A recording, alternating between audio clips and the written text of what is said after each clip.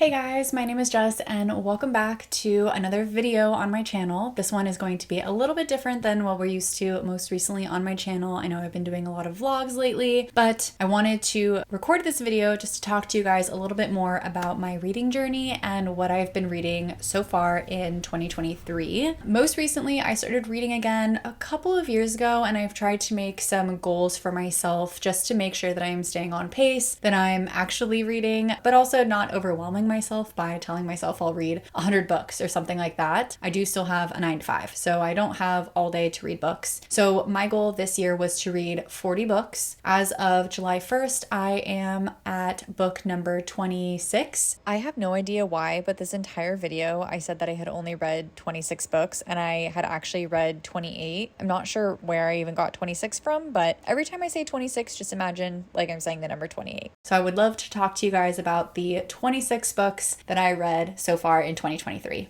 I made a list of all of the books that I've read and talked about the various ratings that I gave them and what the books were actually about. So I'm going to go through every single one of them. I'll try to keep it brief, but if you guys have any questions about my thoughts on any particular book, feel free to leave it in the comments below and I can always talk more with you about that. Or if there's any book that you would like me to read and I can give my thoughts on it, let me know, because I do love reading. I love recommendations, so you never know what you can discover. The first book that I read was called Every Summer After. I gave this one 5 stars. I heard so much about Love in Other Words, but this is actually the one that I read first. I had not at this point read Love in Other Words, and I loved this one. This one basically takes you through the various stages of these two main characters. It's kind of like a second chance romance, I guess you could say. And it's like one person coming back to a childhood home. You eventually discover why they didn't work out in the first place, and then they get their second chance at their romance. And I personally loved every second of it. I really loved the characters. I liked it a lot. I think a lot of the reason why people don't like it is because they had read Love in Other Words first, which I'll get into, but it is kind of like a direct replica of it. But because this was my first one in comparison to the two, I loved this one 5 stars. Okay, the next one that I read was The It Girl, and I rated this one 4 stars. It's about a girl who went to school with a girl who was then murdered while they were at school together. She obviously drops out of school and she returns 10 years later to the school with some new updates about the murder. As she is back at the school, there's more physical evidence, but then also there's just like more memories that are stirring up in her brain. So you get a lot of details about like the then and the now. And overall, I remember the story itself having a lot of twists and turns, and I was like decently intrigued, but I wasn't like dying to know what happened either. So I think that's why I gave it 4 stars. I think overall, for more of like a suspenseful book, it was really, really good and I really liked it. I read this one with one of my friends and she loved it, so I gave it 4 stars. The next set of 3 books actually is the Summer I Turned Pretty series. I rated them 5 stars, 4 stars, and then 5 stars. Basically what happened was I watched the first season of this show on whatever it's on, I think Hulu or Amazon Prime, something like that, and I fell in love with the characters and I had to know what was going to happen next, so I decided to read all of the books, but just to be safe, I read the first book as well. I think that they did a really good job of keeping things pretty in line with how the book went. The first book I actually read in one singular day because I just loved it so much. And overall, it just takes you through these 2 families who have vacationed together for several summers in a row. They basically grew up together and they all go to this one summer home together every single year. And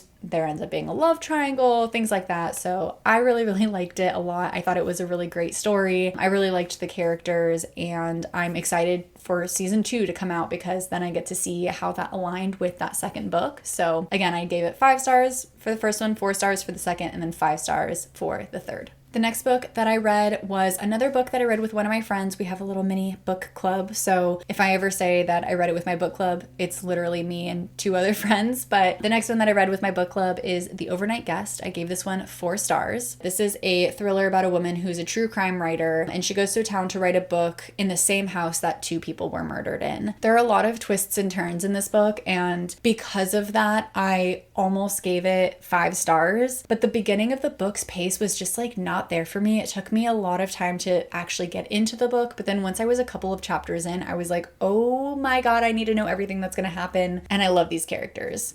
I would say if you're planning on reading this one, give it like 3 or 4 chapters before giving up on it, because it is so good once you get into it. The twists are just like, oh my God. And it just perfectly puts you on the edge of your seat, but then changes timelines. So it's like you're constantly like wanting to know what's happening as you're switching timelines. It's so, so, so good. I gave it 4 stars. It's not 100% there only because of the beginning, but really, really, really good book. Okay, the next book that I read is called Never Lie, and I gave this one 3 stars. When I was reading this one, I actually was in a cabin with Ryan and Big Bear, and we didn't have any internet, and it was like kind of wintry vibe. So it was very interesting reading a thriller with that kind of environment. So there was that added element for my reading experience personally, but I still wasn't that like thrilled by this book. Basically, this is a thriller where 2 newlyweds are looking to buy a house and they get stuck in this home. There's then a storm and they have to stay overnight. They are in the home of a old psychologist or psychiatrist, and there's a bunch of tapes. It's supposed to be really suspenseful and thrilling, and you're supposed to find a lot of information from these tapes. The therapist whose house they're in had disappeared, and so as they're listening to these tapes, or as the woman main character is listening to these tapes, she starts to learn a little bit more about like what might have happened to the therapist and like how she might have vanished. And I think that overall it was a pretty good story, and I think that the actual like concept of the book was really cool, but in execution it just felt really predictable, so I gave it 3 stars. The next book that I read was It Starts With Us, and I gave this one 4 stars. This is the second in the series. It Ends With Us is the first one, and I think this one was pretty good. You get more of the relationship between Lily and Atlas, and you actually get to see their relationship start to blossom, which is really, really nice. In the first book, they don't actually end up together, so it's cool to get a chance to see what happens with them. I don't think that it's 100% necessary, and that's how I just have lately been feeling with a lot of sequels, where I'm okay with some ambiguity at the end. I'm okay with like envisioning what I think that their future looks like, but I thought it was a really great way to tie it in. You get to know Atlas a lot more. You get his perspective on a lot of things, which is really cool, and you just go deeper with these characters. So I gave it 4 stars. I thought it was a really cute story, and I just liked seeing Lily grow a little bit more too, so 4 stars for me. The next book that I read was The Golden Couple. I gave this one 2 stars. Initially I gave it 3 stars, but then when I was looking back and like writing out all of my notes, I could not tell you what this book was about. So I was like, okay, that's a good indicator that it's not a 3-star book. Basically, it's about this couple who goes to therapy together because the wife cheated on the husband, and they go to this specific therapist that has this like 10 session plan that's like, if I can't fix you in 10 sessions, you can't be fixed. Basically, it's a very unorthodox way of doing therapy, and she had lost her license because of the way that she does therapy sessions. So people go to her usually like when they have a lot of money and when they have a lot of problems. Supposedly what happens in the book, just based off of reading Goodreads again, is they start to learn a lot more about their like dark pasts and their truths and all of these things, but I cannot remember what happened in this book. I just felt like I didn't love it. I read it just because I was already reading it and it was not that intriguing to me, so I gave it 2 stars. The next book that I read was Love in Other Words, and I gave this one 3 stars. Like I said earlier, I had already read Every Summer After, so this felt like a direct copy, even though technically Every Summer After was the copy, but I just didn't like these characters nearly as much as I liked the other characters. It's the same kind of thing. 2 people used to go to the same location in the summertime. They stopped talking. They get a second chance at their romance, and it's a really, really cute story, don't get me wrong, but I just liked the characters in Every Summer After more, so I gave this one 3 stars. I think maybe if I read them in reverse, I would feel differently, because I know that this is like everyone's 5-star rated book, but I gave it 3 stars.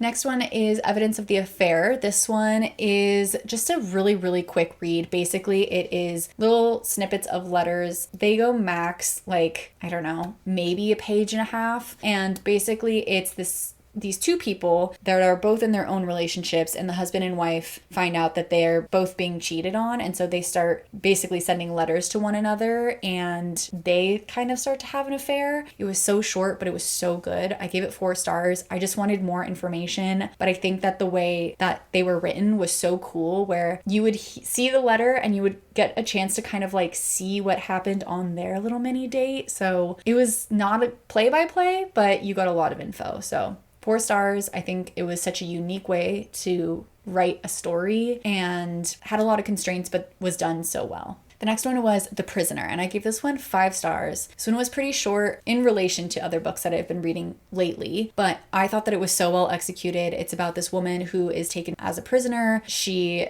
essentially has to try to escape this room that she's kept captive in. And it was really, really good. I think learning more about why she was kept captive, about what happened in the background and the history of all of these other things. Like, I just think that like so much detail was in the book for how short it was. And it was just the right amount where it wasn't like drawn out too far either. I really liked it. I had never really read a book like this up until this point either. So I thought that it was just a unique type of plot line where basically this person is in the same room almost the entirety of the story, but you get so much detail just from her memories. I liked it a lot. I gave it 5 stars. The next one I read was A Flicker in the Dark, and I gave this one 4 stars. I remember really liking it when I actually was reading it, but now that I think back on it, the memories are a little bit hazy. This one is about a woman, and when she's a girl, she has a father who's sent to prison because he murdered a group of girls. So he was a serial killer, essentially. And years later, I think it's around 10 years later, the murders start happening again. And so clearly it can't be her dad because he's in prison. So it's a lot of her exploring what could be happening and like who actually murdered the girls. I thought that the story itself was so great. Just the ending was like kind of terrible and I didn't like it. So that was a bummer for me, but I liked the rest of the story so much. So that's why I gave it 4 stars. Next one that I read was Before She Disappeared. And this one I gave 5 stars. I loved this one. It is about a woman named Frankie and she goes and investigates missing person cases when people are not really looking for those missing people anymore. Typically, she looks for those within minority communities or again, people that are just kind of forgotten about. And she's like a serial investigator, except she has no accolades. She's not any kind of like reporter or doesn't have any kind of like licensing, no police experience, nothing. And she's actually just a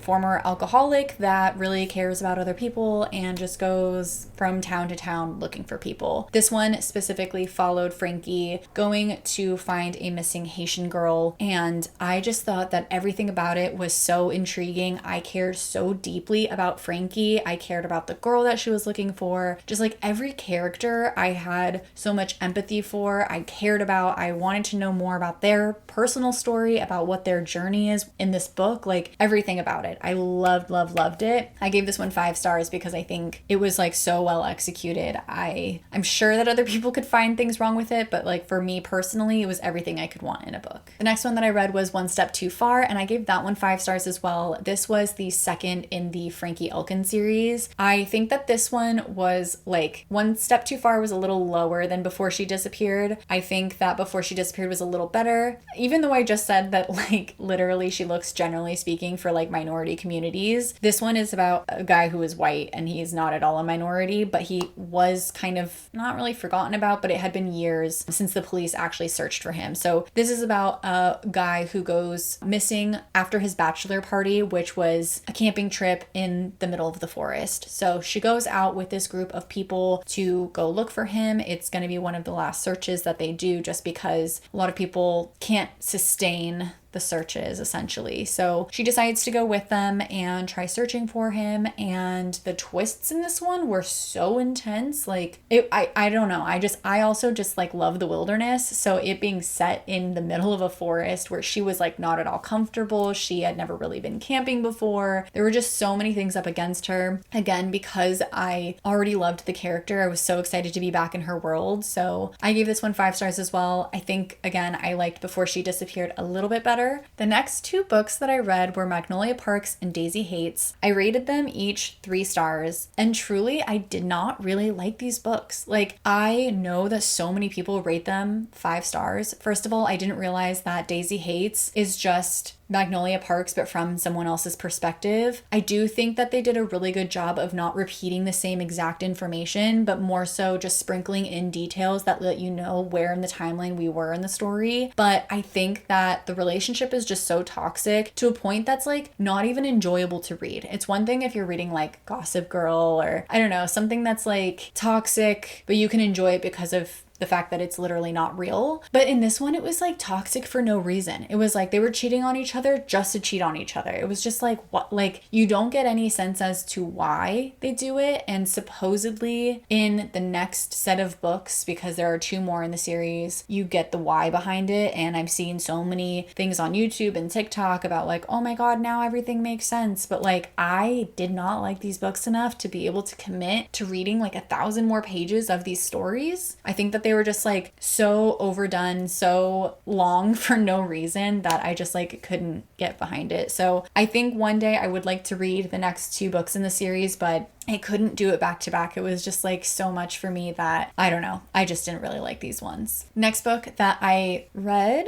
I guess, I actually listened to this one as an audiobook, but it was I'm Glad My Mom Died by Jeanette McCurdy. And this one I think I liked so much because I read it as an audiobook. I had been wanting to read this one for a while, but I just like never was interested in picking up the actual physical copy. And then that's when I realized that on my Libby app, I can rent audiobooks as well. So I decided to rent it. And I think that this is so much better as an audiobook. You get to hear her raw emotion. You get to hear her make these like different voices based on who she's talking about. And like really you feel like you get to understand so much more about the story because it's from her mouth. I think that like I gained so much from listening to it from her. Basically, it's about her childhood and growing up with a stage mom, growing up as a kid on television. And I just like so much was so interesting. I think that so many people can learn so much from her stories too. I don't know. I think overall everything was so interesting to me and I really, really liked her story. So I gave this one 5 stars. Up next, I read Happy Place, which was my most anticipated book of the year. I rated this one 5 stars because I think I've rated most Emily Henry books 5 stars. I do really love Emily Henry, although I do agree with a lot of people that this is one of her best. I think a lot of people don't really love People We Meet on Vacation, but that was one of my favorite books by her, along with Beach Read. I didn't really love Book Lovers, but Happy Place I just felt like was so elevated. It's basically about this couple who they have a friend group, and every single year they go to this beach house to spend a couple of weeks in the summer together, and the couple actually ends up splitting up, but they don't tell any of their friends. And so this time around during the summer, only the girl is supposed to go to the beach house, but when she gets there, she finds out that the guy went too, and that's because it is the last year that they're going to have the beach house. The beach house is being sold. So they go through these couple of weeks trying to pretend like they're together so that they can fake it in front of their friends, but then also like learning more about their relationship together and also apart. And it's basically another second chance romance, but the way that it was executed was so well done, and it gives you all of the beach vibes, all of the summer vibes. So I rated this one 5 stars. The next series that I read was the Slammed series. So it goes Slammed, Point of Retreat, and then This Girl. I rated them 4, 3, 2 stars. I think that Slammed was really good. I did not realize that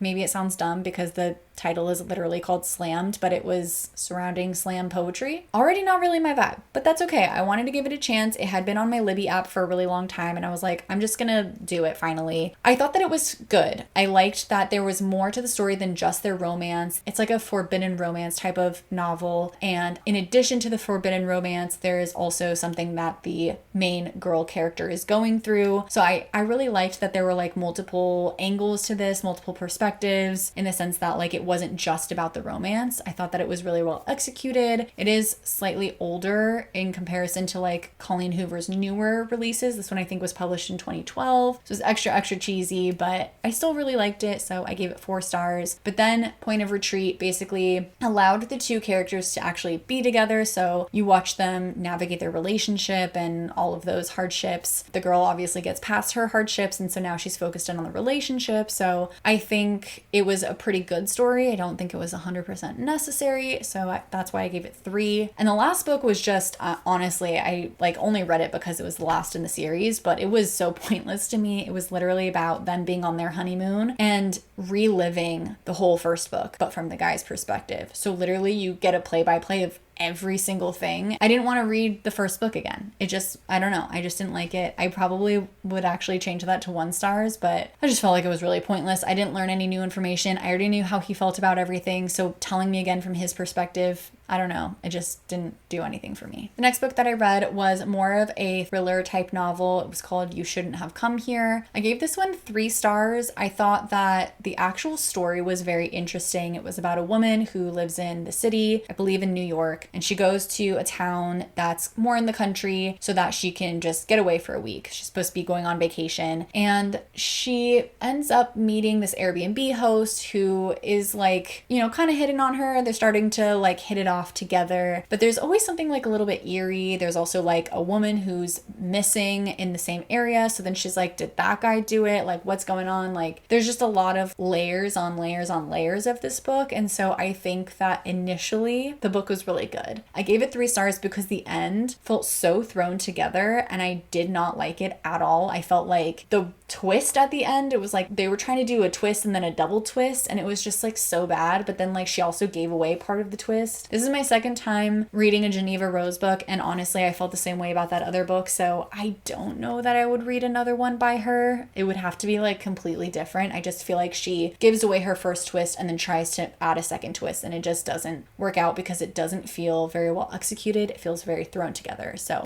I gave this one 3 stars. The journey itself was fine. The ending was not great for me. One of my friends in my book club really loved it though. Next book I read or listened to was Happy People Are Annoying, and this is another audiobook that I listened to. This is Josh Peck's memoir. I really liked this one too. I don't think I liked it nearly as much as Jeanette McCurdy's, but I think that hers had so much raw emotion in it that, I don't know, hers was just truly amazing. So I gave this one 4 stars because I think that I like both of these books, but this one as well, in so much because of the fact that they read their own book. I think there's really something to be said about someone reading their own memoir, and I really, really loved, again, getting to hear his emotion, getting a chance to hear the different voices or like how he was intending something to be read. I think that was really important. So again, I just felt like it didn't go as deep as Jeanette McCurdy's, but I really liked it still. I didn't know about his past and like his substance abuse and things like that, so I learned a lot from this one. 4 stars. The next series that I read was the Simple Wild series. So the first one is Simple Wild, which I rated 5 stars. Next one is Wild at Heart, which I rated 4 stars. And it's like 2.5 because it's a novella, was Forever Wild, which I rated 3 stars. There is one more book in this series. I just have not yet picked it up because I want to take a break from the series for a little bit. Overall, I did really enjoy the series as a whole. The first book basically is this girl who has an estranged father. She doesn't talk to him anymore. She finds out that he's sick, so she goes to visit him in Alaska. She lives in Toronto, goes to visit him in Alaska, and ends up